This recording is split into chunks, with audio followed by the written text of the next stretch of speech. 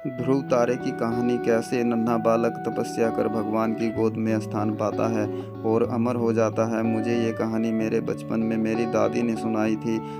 आज मैं आप सभी से बांट रहा हूँ।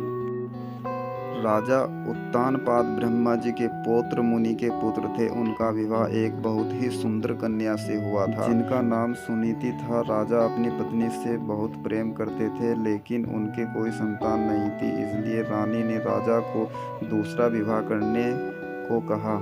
राजा अपनी पत्नी से बहुत प्रेम करते थे, इसलिए उन्होंने मना कर दिया और कहा कि दूसरी पत्नी के आ जाने से तुम्हारा स्थान कम हो जाएगा। जिस पर सुनीति ने कहा, मुझे आप पर विश्वास है, ऐसा नहीं होगा। राजा को सुनीति की हट माननी पड़ी और उन्होंने दूसरा विवाह कर लिया।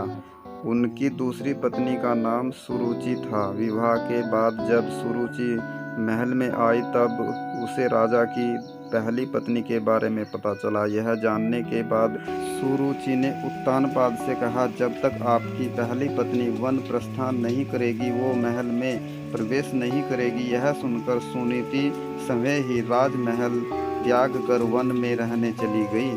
कुछ समय बाद राजा शिकार के लिए वन में जाते हैं और घायल हो जाते हैं। यह बात जब सुनीति को पता चलती है तो वो राजा को अपनी कुटिया में लाकर उनका उपचार करती है। राजा कई दिनों तक अपनी पहली पत्नी के साथ रहते हैं। उस दौरान सुनीति गर्भवती हो जाती है। उन्हें पुत्र रतन की प्राप्ति होती है, जिसका नाम ध्रुव रखा जाता है, जिसके बारे में राजा को ज्ञात नहीं रहता। कुछ दिनों बाद राजा अपने महल चले जाते हैं। वहाँ भी रानी सुरुचि को पुत्र रतन की प्राप्ति होती है, जिसका नाम उत्तम रखा जाता है। कुछ समय बाद राजा उत्तानपाद को ध्रुव के बारे में पता चलता है।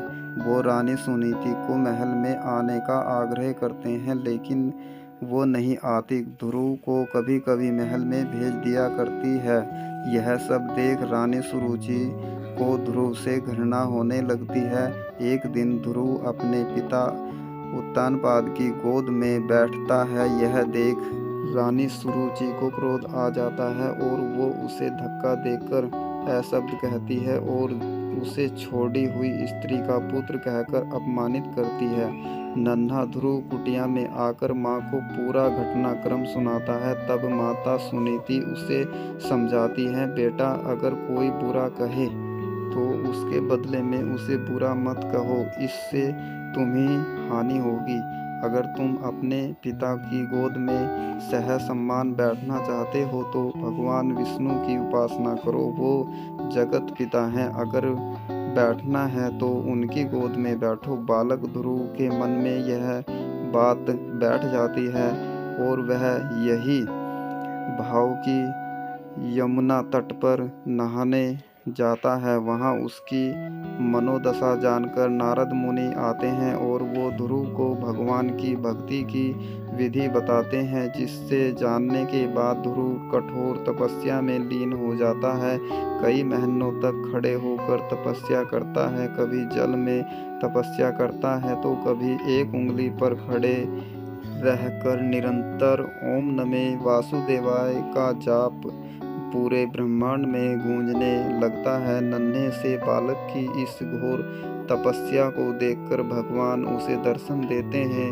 बालक ध्रुव भाव विभोर हो उठता है और कहता है, मुझे माता पिता की गोद में बैठने नहीं देती। मेरी माँ कहती है कि आप इस सृष्टि के पिता हैं, अतः मुझे आपकी गोद में बैठना है। भगवान उसकी इच्छा पूरी करते हैं और उसे तारा बनने का आशीर्वाद देते हैं, जो कि सप्त ऋषियों से भी ज़्यादा श्रेष्ठ होगा। उस दिन से आज तक आसमान में उत्तर दिशा की ओर ध्रुव तारा चमकता रहा है। ध्रुव तारे की कहानी आपको कैसी लगी, कमेंट में ज़रूर बताएं।